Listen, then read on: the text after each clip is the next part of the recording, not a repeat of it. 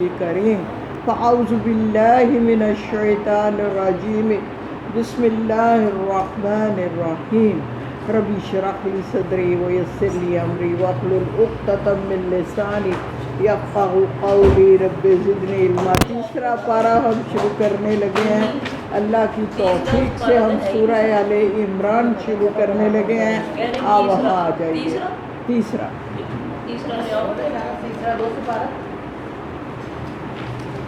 ہاں جی، تیسرا پارہ جو ہے وہ اس میں جو آ رہی ہے سورت، وہ تیسری ہی سورت ہے۔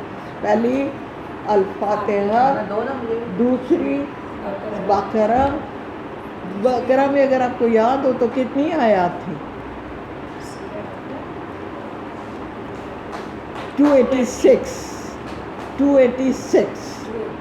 اور مدنی صورت تھی۔ یہ بھی مدنی صورت ہے اور اس کی 200 آیات، یہ اس سے تھوڑی سی چھوٹی ہے۔ دوسری بات یہ کہ ڈاکٹر اسرار جو کہتے ہیں زوجیت، یعنی سورہ بقرہ کے ساتھ اس سورت کا تعلق زوجیت کا ہے۔ زوجیت کا کیا مطلب ہے؟ مضامین سارے ملتے جلتے ہیں لیکن کچھ فرق بھی ہے۔ اللہ نے زوج بنائے ہیں نا، جوڑے بنائے ہیں، نسل وغیرہ وہ ایک ہی ہوتی ہے لیکن جسمانی لحاظ سے اختلاف ہوتا ہے، اور ایک کے بغیر دوسرا مکمل نہیں ہوتا۔ یہ ہی بات اصل ہے کہ اگر ہم صرف سورہ بقرہ پڑھ لیں اور سورہ آل عمران نہ پڑھیں تو اس کی تشریح مکمل نہیں ہوتی۔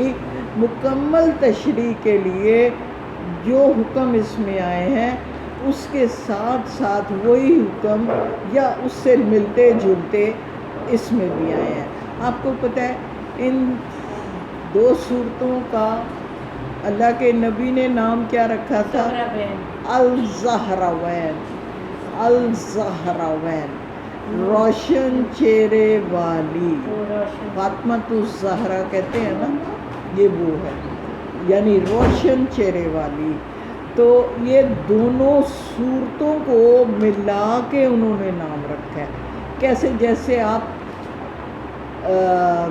سورہ جو دو آخری صورتیں ہیں ان کو معوذتین کہتے ہیں، اسی طرح ان کو اب دیکھنا یہ ہے کہ اس میں مشترک دونوں صورتوں میں کیا چیز ہے۔ پہلی بات کہ دونوں کا آغاز الف لام میم سے ہو رہا ہے، حروف مقطعات سے ہو رہا ہے۔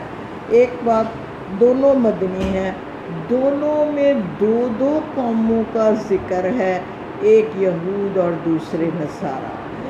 آپ سورہ بقرہ میں زیادہ ذکر حضرت موسیٰ کی قوم کا ہے، جبکہ سورہ آل عمران میں زیادہ ذکر آئے گا عیسائی لوگوں کا، نصارہ کا۔ اگلی بات یہ کہ حروف مقطعات کا معنی آپ کو پتہ ہے، ہمیں نہیں پتہ ہوتا۔ دونوں صورتوں میں قرآن کی عظمت کا بیان ہے۔ سورہ بقرہ میں بھی لا ریب فیہ ھدی للمتقین، یہ کیا ہے؟ قرآن کی عظمت کا بیان ہے۔ اسی طرح سورہ آل عمران میں بھی ہوگا۔ اگلی بات یہ کہ اس سورت کے 20 رکوع ہیں، اور یہ کہ سورہ بقرہ کے اینڈ پہ بھی دعا ہے، وہ جو کہ عظیم ترین دعا ہے، جس پہ ہمارا لاسٹ پیچھے جو لیکچر ہوا تھا اس دن، جس دن یہاں پڑھائی کا اہتمام تھا۔ اسی طرح آخری رکوع جو ہے سورہ آل عمران کا وہ بھی دعائیہ ہے، اور پیارے نبی صلی اللہ علیہ وآلہ وسلم سے منسوب ہے کہ وہ تہجد میں وہی پڑھا کرتے تھے۔ کلیئر ہو گیا؟ اب آ جائیے سورت۔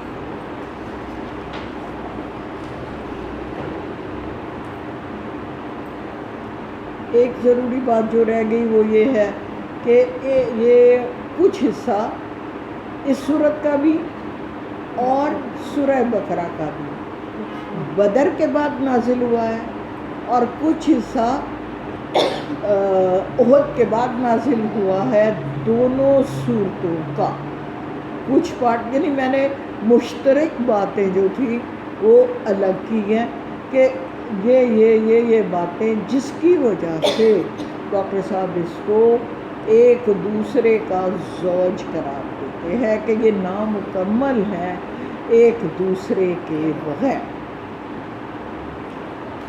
آ جائیے آپ، بسم اللہ الرحمن الرحیم۔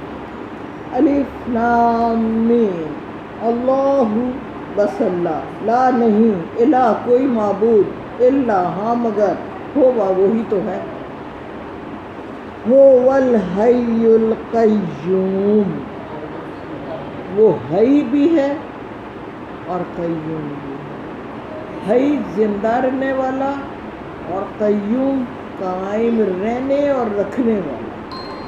ہمیں زندگی اس رب نے عطا کی، وہ ہمیشہ سے زندہ ہے، ازل سے ہے اور ابد تک رہے گا۔ یہ جو ہے حی اور قیوم احادیث سے ثابت ہے۔ 3 صورتیں ایسی ہیں جن میں کہ ایک ایسا لفظ آتا ہے جو اسم اعظم ہے۔ اسم اعظم کیا ہوتا ہے؟ ایک اللہ کا عظیم نام۔ تو جب اسم اعظم پڑھ کر ہم دعائیں کرتے ہیں تو اللہ جی وہ دعائیں لازم قبول کرتے ہیں۔ اب جیسے احادیث میں جو بات آتی ہے کہ 3 جگہ پہ وہ اسم اعظم آیا ہے۔ پہلا کس میں آیا ہے؟ آیت الکرسی میں، دوسرا یہاں آیا ہے آل عمران میں، اور تیسرا سورہ طٰہٰ میں۔ اب نبی اکرم صلی اللہ علیہ وسلم نے ہمیں بتا دیا کہ یہ 3 صورتیں ہیں، ان میں اسم اعظم موجود ہے۔ پھر ہمارے مفسرین مفکرین ہمارے علماء نے اس پہ تحقیق کی، ڈاکٹر صاحب نے بھی کی، اور یہ پایا کہ وہ لفظ جو اسم اعظم ہے اور تینوں صورتوں میں موجود ہے وہ الحی القیوم۔ اور اگر آپ علماء کو دیکھیں، اپنے صالحین کو دیکھیں، تو میں نے ان کی کتاب کچھ پڑھی ہے کچھ نہیں، شیخ عبد القادر جیلانی رحمۃ اللہ علیہ کی، تو وہ اپنے ماننے والوں کو ایک ہی وظیفہ بتاتے ہیں، اور وہ یہ یا حیو یا قیوم پڑھے جاؤ، بس یا حیو یا قیوم پڑھے جاؤ اور اللہ سے دعائیں کرتے جاؤ، اللہ یقیناً آپ کی بات سنے گا۔ اور ایک اور ہمیں بات سامنے آتی ہے کہ بدر کے موقع پر جب نبی اکرم صلی اللہ علیہ وآلہ وسلم بے حد پریشان تھے، اور کیونکہ تھوڑے سے لوگ تھے ہماری طرف سے، مسلمانوں میں سے کتنے تھے بلا؟ 300 تھے، وہ ادھر سے 1000 کا لشکر تھا۔ تو آپ سجدے میں جاتے تھے اور گھنٹوں سجدے میں رہے، بدر شروع ہونے سے پہلے اور درمیان میں بھی، اور پڑھتے کیا تھے؟ یا حیو یا قیوم 2 دفعہ کہتے تھے، یا حیو یا قیوم، یا حیو یا قیوم برحمتک استغیث۔ یہ وہ دعا ہے جو اللہ کے حبیب نے بدر کے موقع پر پڑھی، اور اللہ جی نے انہیں بہترین کامیابی عطا فرمائی۔ تھوڑے سے لوگوں کو اپنے سے 3 گنا لوگوں پر کے اوپر ان کو فضیلت عطا کی اور کامیابی عطا کی۔ اور آپ کو بھی پتہ ہے کہ بدر کی کامیابی کے بعد مسلمانوں کے حوصلے بڑے ہو گئے، ان کو یہ سمجھ آ گئی کہ جس کے ساتھ اللہ کی طاقت ہوتی ہے تو نفری سے کوئی فرق نہیں پڑتا۔ تھوڑے لوگ بھی بسا اوقات بڑی بڑی جماعت پر قابو پا لیتے ہیں جب ان کے ساتھ رب تعالیٰ کی طاقت موجود ہوتی ہے۔ یہ ہے حی و قیوم۔ نزل علیک الکتاب بالحق، اب یہ دیکھیے حروف مقطعات تھے، اللہ جی کی بات ہوئی پہلے، اب جو ہے کتاب کی بات آ گئی۔ نازل فرمائی آپ پر اس نے کتاب سچائی اور حق کے ساتھ، جس کی ہر بات حق ہے۔ سورہ بقرہ میں آپ نے اسی ترجمے کے حوالے سے لا ریب فیہ پڑھا تھا کہ یہ بھی سچی کتاب ہے، اس میں کوئی شک نہیں۔ یہاں لفظ بدل گیا تو الحق کا لفظ آ گیا، بالحق، حق کے ساتھ اللہ جی نے اے نبی صلی اللہ علیہ وآلہ وسلم آپ پر نازل فرمائی ہے یہ کتاب، مصدقاً یہ تصدیق کرتی ہے، لما بینا اس سب کی، ید کہتے ہیں ہاتھ کو، یدیہ جو ان کے ہاتھ میں ہے، ان سے مراد دونوں قومیں یہود اور نصارہ۔ گویا یہ کتاب یہ کہہ رہی ہے کہ تورات بھی اللہ جی کی کتاب ہے اور انجیل بھی اللہ جی کی کتاب ہے۔ اس کو اگر دوسرے معنی میں ہم لیں تو یہ کہ تورات اور انجیل میں بھی قرآن پاک کی پیشین گوئی موجود ہے، ٹھیک ہے؟ دونوں طرح سے اس کا ترجمہ درست مانا جائے گا۔ آگے کہا، آگے اللہ جی نے اس کی وضاحت کر دی ہے، وَأَنزَلَ التَّوْرَاةَ وَالْإِنجِيلَ، وہی تو ہے جس نے نازل کی تورات بھی اور انجیل بھی، اور اصل بات کیا اگلی ہے، اور اب قرآن پاک بھی۔ یعنی آپ یہود و نصارہ اگر قرآن پر ایمان نہیں لاتے تو یہ آپ کا حق نہیں ہے، قرآن پہ بھی ایمان لے آؤ، کیونکہ تورات جس نے اتاری ہے، جس نے انجیل اتاری ہے، وہی ہے قرآن اتارنے والا۔ اگر آپ تورات اور انجیل پہ ایمان رکھتے ہو تو کلام پاک پر، قرآن پاک پر، جس کو آگے فرقان کہا جائے گا، اس پر بھی ایمان لے آؤ۔ کیا مطلب سمجھانے کے لیے کہ کوئی بت پرست ہو تو اس کی تو عقل میں بات نہیں آتی ہے، آسمانی کتاب بھی اترتی ہے۔ آپ تو اہل کتاب ہو، آپ کو تو پتہ ہے اللہ جی کتاب نازل کرتے ہیں، پھر بھی تم قرآن پر ایمان نہیں لیا، اس پر ترا یہ کہ تمہیں یہ پتہ ہے، تمہاری کتابوں میں یہ درج ہے کہ آخری نبی ایک آئے گا جس کا نام احمد ہوگا۔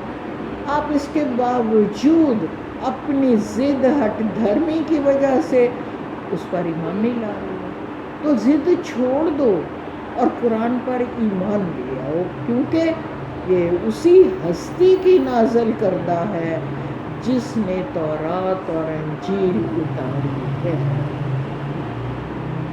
من قبل، اس سے پہلے، ہدی للناس، لوگوں کی ہدایت کے لیے، وانزل، اور وہی انزل الفرقان، وہی ہے جس نے فرقان کو بھی اتارا۔ فرقان کا مطلب ہوتا ہے حق اور باطل میں تمیز کرنے والا، یعنی کوئی بیچ کا راستہ نہیں ہے، یا سفید ہے یا کالا ہے، گرے۔ اللہ کی قرآن میں کوئی یعنی جھوٹ ہے یا سچ ہے، یہ نہیں ہو سکتا کہ ہم منافقت سے تھوڑا جھوٹ پکڑ لیں، تھوڑا سچ پکڑ لیں اور اس کو ملا کے کوئی نئی بات کر لیں۔ اللہ جی کہتے ہیں ایسے نہیں ہوتا۔ حق اور باطل، قرآن میں آپ کو یاد ہوگا سورہ زمر میں اللہ جی کیا کہتے ہیں، قُلْ هَلْ يَسْتَوِي الَّذِينَ يَعْلَمُونَ وَالَّذِينَ لَا يَعْلَمُونَ، کیا علم والے اور جاہل برابر ہو سکتے ہیں؟ اسی طرح اللہ جی قرآن میں کہتے ہیں کیا اندھیرا اور روشنی یہ برابر ہو سکتے ہیں؟ پھر سورہ بقرہ میں آپ نے پڑھا تھا کہ شیطان آپ کو کیا کرتا ہے، نور سے نکال کے اندھیروں کی طرف لے جا رہا ہے، جبکہ اللہ تعالیٰ آپ کے اندھیروں سے نکال کر روشنی کی طرف لے کر جا رہا ہے۔ ہم نے یہ باتیں ذہن میں رکھنی ہے، ساتھ ساتھ ہمارے یہ ریفرنسز چھوٹے چھوٹے چلتے رہیں گے۔ آگے کہا ان الذین، وہ لوگ کفروا، جنہوں نے کفر کیا، بے آیات اللہ، جنہوں نے انکار کیا اللہ کی آیات سے، لہم، ان کے لیے عذاب شدید، شدید قسم کا عذاب ہے، واللہ عزیز ذو انتقام، یقیناً اللہ سخت ہے بہت انتقام لینے میں۔ اب اس کے صاف صاف سادی سی آیات ہیں، یعنی بے شک اللہ رؤوف ہے، رحیم ہے، غفور ہے، شفیق ہے، اور 70 ماؤں سے بڑھ کے پیار کرنے والا ہے۔ لیکن یہ پہلو، یہ اسپیکٹ بھی ذہن میں رہے کہ اگر وہ سزا دینا چاہے تو وہ سزا میں بھی بہت سخت ہے۔ اب ہمیں جو کہا جاتا ہے امید اور خوف کے درمیان کا راستہ مسلمان کا راستہ ہے، یعنی کیا کہا تھا حضرت عمر نے، اگر اللہ جی یہ اناؤنس کر دے کہ ایک بندے کو صرف جنت میں جانا ہے تو مجھے امید ہوگی کہ میں ہوں گا وہ، اور اگر اللہ جی یہ اناؤنس کر دے کہ ایک ہی بندہ دوزخ میں جائے گا تو مجھے خوف ہوگا کہیں وہ میں نہ ہو جاؤں۔ تو یہاں اللہ جی کیا کہہ رہے ہیں کہ بے شک اللہ پاک بہت مہربان ہے، رحیم ہے، بس اس کی رحمت کے سہارے گناہوں میں زیادتی نہ کرتے چلے جانا کہ وہ تو بڑا رحیم ہے تو وہ تو ہمیں بخش دے گا تو ہم جو ہے اس کے احکامات کو ہی نہ مانے۔ نہیں پتہ وہ تمہاری کون سی بات پہ جو تم نے اللہ کے حکموں کو توڑا ہوگا تمہاری پکڑ بھی کر لے، اور اگر وہ تمہاری پکڑ کرے گا تو وہ بہت شدید ہوگی۔ آگے کہا ان اللہ، بے شک اللہ، لا یخفا، نہیں مخفی، مخفی کیا ہوتا ہے اردو میں؟ یس، چھپا ہوا، علیہ اس سے، شیئن کچھ بھی، فی الارض زمین میں، ولا فی السماء اور نہ آسمانوں میں۔ آیت الکرسی سامنے لائیے، یہ آیت اسی طرح کی آیت ہے کہ زمین و آسمان کے تمام خزانوں پر اس کی کرسی حاوی ہے، ہر چیز اس کے علم میں ہے۔ یہاں بھی اللہ جی کے لیے یہی لفظ استعمال ہوئے کہ اللہ پاک زمین و آسمان میں ہونے والی ہر عمل، ہر چیز سے واقف ہے، اس کو اچھی طرح جانتا ہے کہاں کیا ہو رہا ہے، بلکہ قرآن ہم سے کہتا ہے وہ علیم بذات الصدور ہے۔ آپ ابھی سوچتے ہیں تو اللہ جی کو پتہ چل جاتا ہے۔ اب مجھے کئی دفعہ اس بات پہ حیرت ہوتی ہے کہ اللہ کے گھر میں آپ ہوتے ہیں تو آپ ابھی سوچ رہے ہوتے ہیں کہ یہ کرنا ہے تو وہ کام اللہ جی خود کروا دیتے ہیں، یعنی آپ کو ایک گواہی دے دیتے ہیں کہ تم ابھی زبان پہ نہیں آئی، آپ نے ابھی صرف سوچا تھا تو اللہ جی نے وہ پورا کر دیا۔ تو کیا ہوا؟ ہمیں یقین ہونا چاہیے کہ اللہ پاک علیم بذات الصدور ہے، وہ ہماری نیتوں کو بھی جانتا ہے کہ ہم کیا کر رہے ہیں، کیا کہہ رہے ہیں، کدھر جا رہے ہیں۔ منا لاسٹ لیکچر جو اس کے گھر ہوا نا بڑا ہی کمال کا تھا، تنزیلہ کے گھر میں، خود مجھے بہت کم ہوتا ہے کہ یہ ریکارڈ ہو جاتا، لیکن اس کا مجھے افسوس رہا ہے، اس کو ریکارڈ ہونا چاہیے تھا۔ وہ تھا آیت البر، اس کی وضاحت تھی 177 آیت سورہ بقرہ کی، جس کو آیت البر کہا ہے ڈاکٹر صاحب نے، اور وہ ہے کیا کہ نیکی کیا ہے۔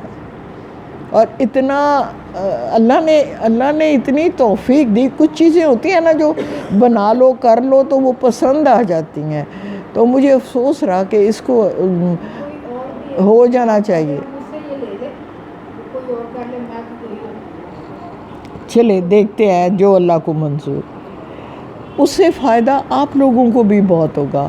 گاہے گاہے اگر چلیں سن لیں تو وہ ریویژن ساتھ ہوتی جائے گی اور ساتھ آپ کو اس سے فائدہ پہنچے گا. آگے چلتے ہیں. هو الذی یصورکم فی الارحام کیف یشاء. دیکھیے صاف صاف بہت سارے اردو کے لفظ ہیں. ہو والذی، اب تک تو ہمیں یہ پتہ چل گیا وہی تو ہے. یصورکم، یا وہ کے لیے، مصور سے تصویر بناتا ہے، کم تمہاری، وہی تو ہے جو تصویر تمہاری بناتا ہے. فی الارحامی، رحم کے اندر، کیفا کیسی، یشاء جیسی وہ چاہے. ٹھیک ہو گیا. یعنی کسی کو نہیں پتہ ہوتا آنے والے بچے کی شکل کیا ہوگی، کیسی ہوگی، بیٹا ہوگا، بیٹی ہوگی. ابتدا میں تو بالکل نہیں پتہ ہوتا نا. اب سائنس نے وہاں تک پہنچ گئی ہے کہ آپ جان لیتے ہیں. لیکن اللہ جی جو آپ کے اندر 3 پردوں میں بچہ ہوتا ہے اس کی صورت وہی بنانے والا ہے. کیا کوئی اور بنا سکتا ہے؟ آپ کو یاد ہوگا جب ہم نے اللہ کی صفات پڑھی تھی تو اللہ جی قرآن میں پوچھتے ہیں اللہ کے سوا تم جس کی پرستش کرتے ہو دیکھو، پوچھو انہوں نے کیا تخلیق کیا ہے. گویا الہ صرف وہ ہوگا جو تخلیق کار بھی ہوگا. جو اپنے منہ سے مکھی نہیں ہٹا سکتا اس کو تم سجدہ کیسے کرو گے؟ جس کو تم نے اپنے ہاتھوں سے بنایا ہے، تمہاری عقل ہے، تم اس کو سجدہ کرتے ہو. یہ قرآن ہم سے سوال کرتا ہے. تو کیا انہوں نے، جو اللہ نے چیزیں بنائی ہیں ان میں سے کوئی ایسی چیز ہے جو ان لوگوں نے بنائی ہے؟ تو پھر آپ اس کو کیسے الہ مان رہے ہو؟ تو یہی یعنی مفروضہ ان لوگوں پر بھی سیٹ ہوتا ہے جن سے ہم یہ چاہتے ہیں کہ مینو بیٹا دے دے گا، یا مینو بیٹی دے دے گا، یا میری مشکلیں آسان کر دے گا. چاہے وہ انسان ہو. انسان بچہ تو نہیں بنا سکتا نا. ایسی بہت ساری چیزیں انسان کے بس میں نہیں، صرف اللہ کے بس میں ہے. تو ہمیں خود کو ان چیزوں سے اوائڈ کرنا چاہیے، ان چیزوں کی طرف نہیں جانا چاہیے. جو کام رب کا ہے وہ صرف رب ہی کر سکتا ہے. آپ بیج تو ڈال سکتے ہیں، محنت بھی کر سکتے ہیں، یہ اختیار اللہ کے پاس ہے. اس میں فصل نکلے گی کہ سارا ہی بیج سڑ جائے گا، یہ اللہ کے ہاتھ میں ہے. آپ نے اپنی پوری کوشش کر لی، اب اللہ سے دعا کرے یا اللہ اس کو کامیاب کر دیں. طریقہ مسلمان کا یہ ہوتا ہے. ہمارا بینگ اے مسلم یہ کانسیپٹ کلیئر ہونا چاہیے. ہم نے اپنی کوشش کرنی ہے. دینے والی ذات اس رب کی ہے، رازق وہ ہے. ہم نے مزدور سے زیادہ تو کوئی محنت نہیں کرتا نا. اس کی آمدن دیکھیں اور آپ اپنے بچے کی آمدن دیکھیں. ذات دینے والی وہ ہے، ہم نے اپنی طرف سے کوشش کی ہے. وہ حضرت علی والا واقعہ میرے ذہن میں آ رہا ہے کہ وہ نماز کے لیے گئے، باہر اپنا اونٹ جو تھا اس کو کھڑا کیا اور کسی کو کہہ گئے کہ یا رضا دھیان رکھیں. اس کی نیت خراب ہو گئی. اس نے وہ اتاری اوپر سے گدی، تو وہ جا کے 2 ریال پہ بیچ دی. جب واپس آئے تو دیکھا کہ گدی شدی کوئی نہیں آئے گی اوپر. کہتے ہیں میں نے سوچا تھا کہ میں 2 ریال اس کو انعام میں دے دوں گا، لیکن اس شخص نے اپنے لیے حرام کا راستہ چن لیا. اس کا رزق وہی 2 ریال تھا۔ اب یہ فیصلہ کہ ہم نے حلال سے لینا ہے یا حرام سے لینا ہے، یہ ہمارا فیصلہ ہے۔ قسمت میں جتنا ہے آپ کی کوشش سے ملے گا اتنا ہی آپ کو۔ آگے چلتے ہیں۔ لا الہ الا هو العزیز الحکیم، بے شک اس کے علاوہ کوئی معبود نہیں، لا نہیں، الہ سجدے کے لائق، معبود عبادت کے لائق، الا سوائے، ہوا اس کے، ٹھیک ہے۔ هو العزیز الحکیم، وہ زبردست بھی ہے، طاقت والا اور حکمت والا بھی ہے۔ وہ ہماری عقل محدود ہے، وہ لامحدود ہے۔ ہم عقل کی زنجیروں میں جکڑے ہیں، عقل روشنی دیتی ہے ہمیں، لیکن عقل کل نہیں ہوتی، کل اسی کی ذات ہے، اللہ پاک کی۔ هو الذی انزل علیک الکتاب، پھر دوسری بات عظمت قرآن کا ذکر آ گیا، وہی ہے جس نے آپ پر یہ کتاب نازل فرمائی، یعنی یہ ساری خوبیاں جس کی ہیں صرف وہ ہستی ہے جس نے آپ پر قرآن پاک کو نازل کیا ہے۔ اے یہود و نصارا، اس کا یقین کر لو۔ آگے کہا منہ آیات، اس میں آیات ہیں، محکمات پکی پختہ، محکم مضبوط، ہن ام الکتاب، اصلی کتاب وہی ہے۔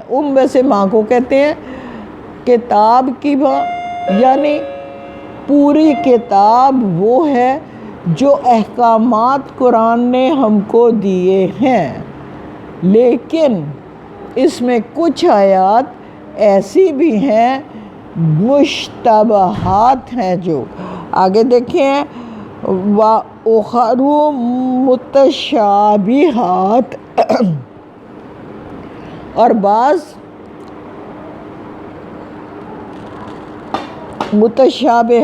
متشابہ جی بھی ہیں۔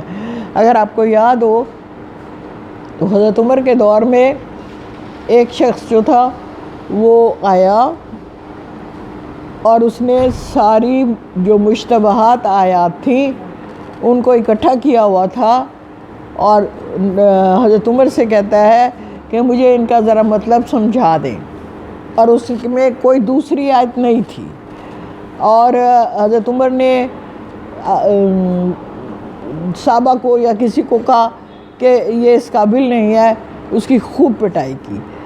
اللہ جی کیا کہتے ہیں کہ مشتبہات میں جتنا میں نے کہہ دیا بس اتنا یقین رکھو، اس کی کھوج میں جانے کی کوشش نہ کرو۔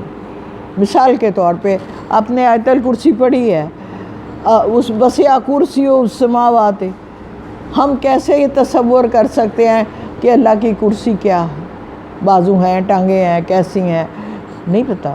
اللہ کا چہرہ کیسا ہے ہم کیسے جان سکتے ہیں، اللہ کے ہاتھ کیسے ہیں ہم نہیں جان سکتے، یہاں تک کہ 7 آسمانوں کی کیا حقیقت ہے کیا ہم جان چکے ہیں؟ نہیں۔ اس لیے آیات مشتبہات جو ہیں ان کے اندر جو اللہ جی نے ہمیں بتا دیا وہاں تک رہنا چاہیے، یا جس کی تشریح احادیث سے ہو گئی ہم بس وہاں تک رہیں گے، اس کے اندر زیادہ گھس کے بھی ہم کامیابی حاصل نہیں کر سکتے، وہ اللہ نے چھپائی ہوئی ہیں۔ مثلاً آپ سوچیں، اللہ جی نے پیارے نبی کو بتا دینا تھا کہ لیلۃ القدر کون سی رات ہے، لیکن آپ نے نہیں بتایا۔ کہ کیوں نہیں بتایا؟ کہ اس میں جد و جہد کوشش 7 دن 10 دن آپ کریں گے، ایٹ لیسٹ 5 راتیں کریں گے۔ جب آپ کو کہہ دیا کہ تاک راتوں، آخری عشرے کی تاک راتوں میں تلاش کرو اس کو. یعنی بات ہم کر رہے تھے کہ محکمات پر ہمیں رہنا ہے، ان پر لازم عمل کرنا ہے. محکمات ہیں کیا؟ وہ تمام احکامات جو اللہ پاک نے ہمیں دیے ہیں وہ محکمات ہیں. آگے کہا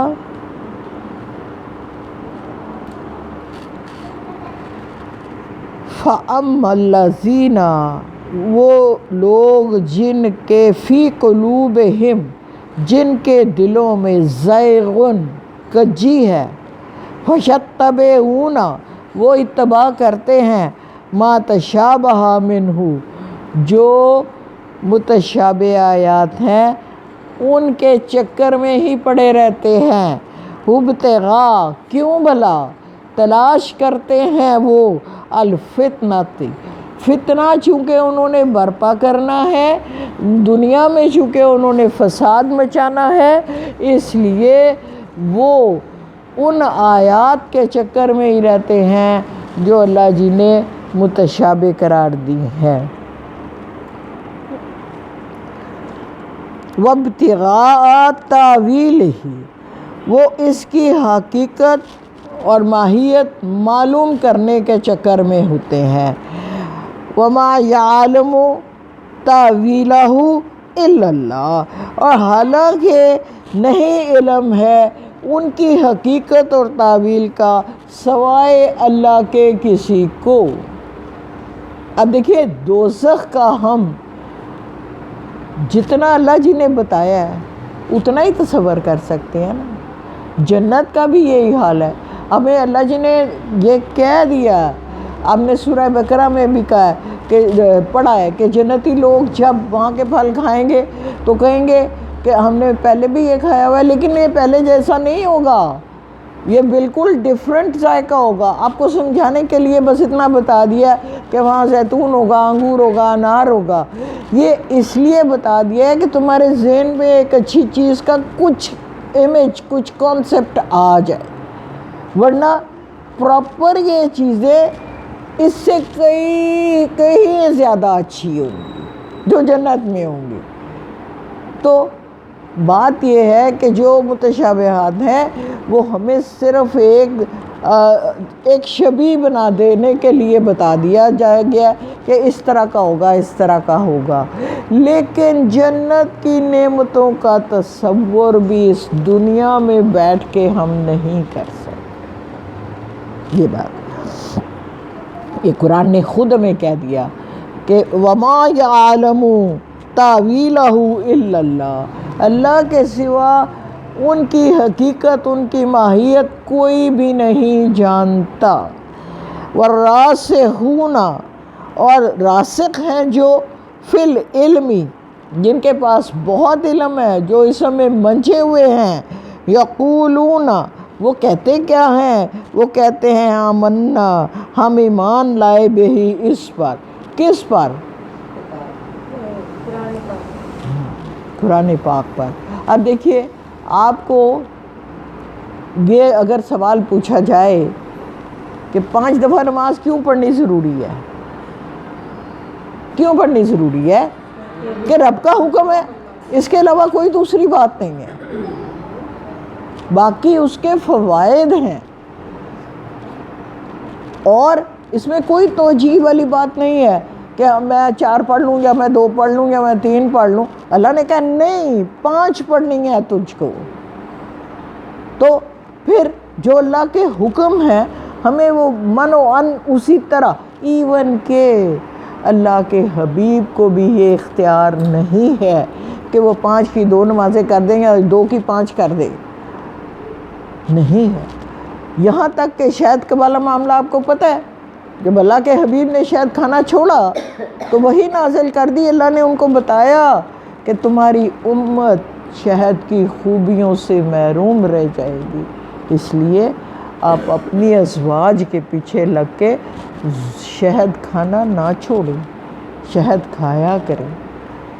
کوئی دوسرا شخص اللہ کے سوا حرام کو حلال اور حلال کو حرام نہیں کر سکتا۔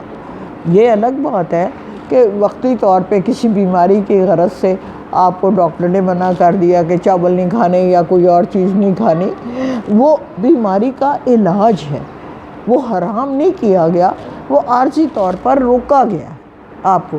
یہی ہوا تھا کس کے ساتھ بھلا؟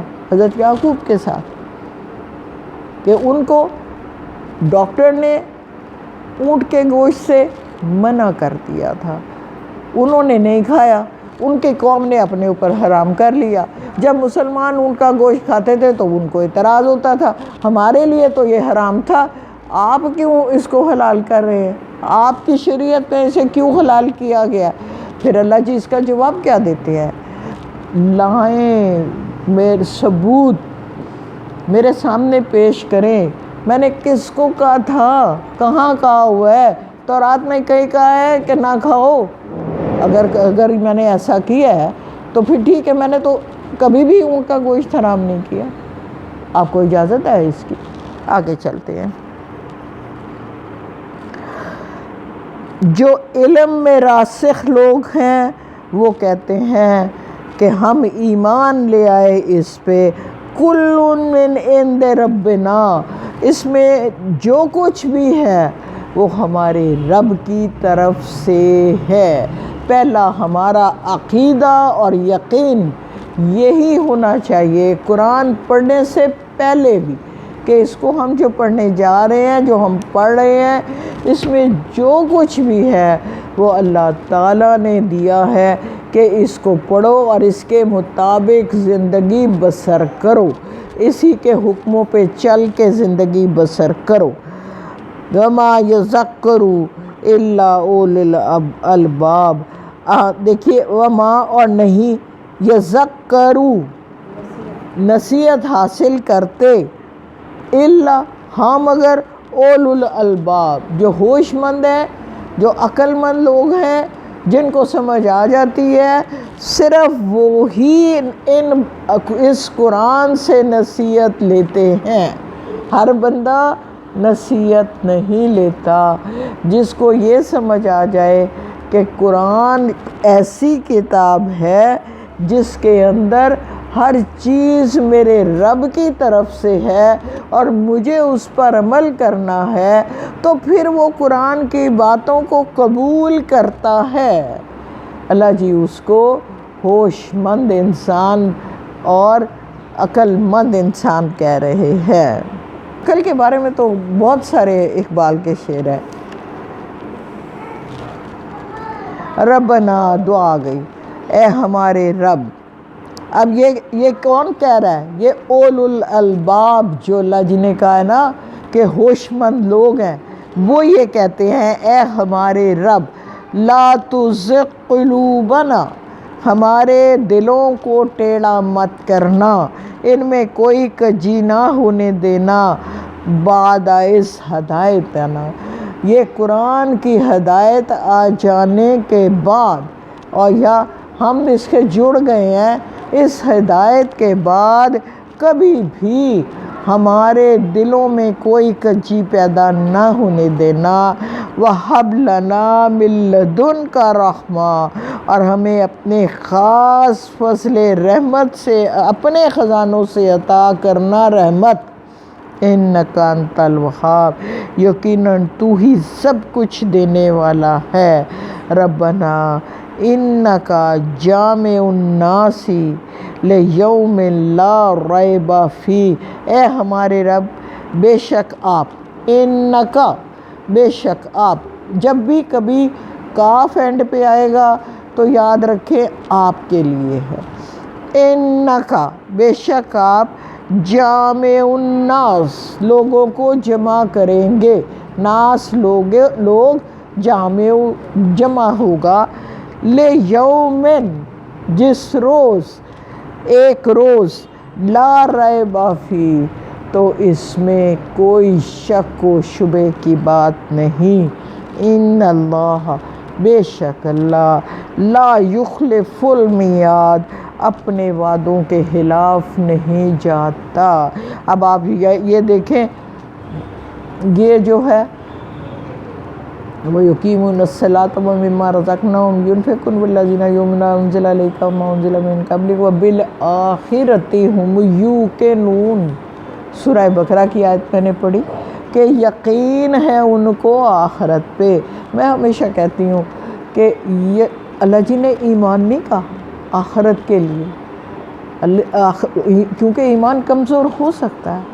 اللہ جی نے کہا یقین رکھو، اور یہاں اللہ جی کہہ رہے ہیں کہ جو عقل والے لوگ ہیں، جو قرآن پہ آ گئے ہیں، وہ یہ دعا کرتے ہیں، اے اللہ ہم قرآن سے جڑ گئے ہیں، اب کبھی ہمارے دلوں میں کوئی اس کے خلاف کجی نہ آ جائے، کجی نہ پیدا ہونے دینا، اللہ جی کوئی ٹیڑھا پن نہ آئے اس کے نزد، ہم اس کو کبھی بھی اس نہج سے نیچے نہ سمجھے جو تو نے عطا کی ہے، جو اس کی فضیلت ہے، ہم اس کو ہمیشہ اپنے سامنے رکھیں، اور تو ہمیں اپنے رحمت کے خزانوں سے خاص فضل عطا کرنا، بے شک تو سب کچھ دینے والا ہے، اور وہ دن جب تو جمع کرے گا سب لوگوں کو، اس کے آنے میں کوئی شک و شبہ نہیں ہے، اور اللہ پاک جو بات کہتے ہیں اس کو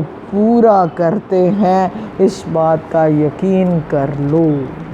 جی کافی ہے کہ آگے چلوں؟ کافی ہے، یاد ہو جائے گا جی انشاءاللہ انشاءاللہ۔ آپ دیکھ لیں ٹائم کیا ہو گیا، 4:30۔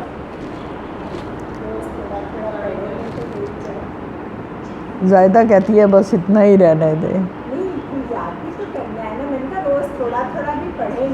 دیکھو میں آپ کو ایک بات بتاؤں، یہ اتنا الحمدللہ آپ بھی اس قابل ہیں کہ آپ اس کا ایک ایک کا اردو لفظ سامنے رکھا کریں، تو آپ کو بہت جلدی یاد ہو جائے گا، آپ کو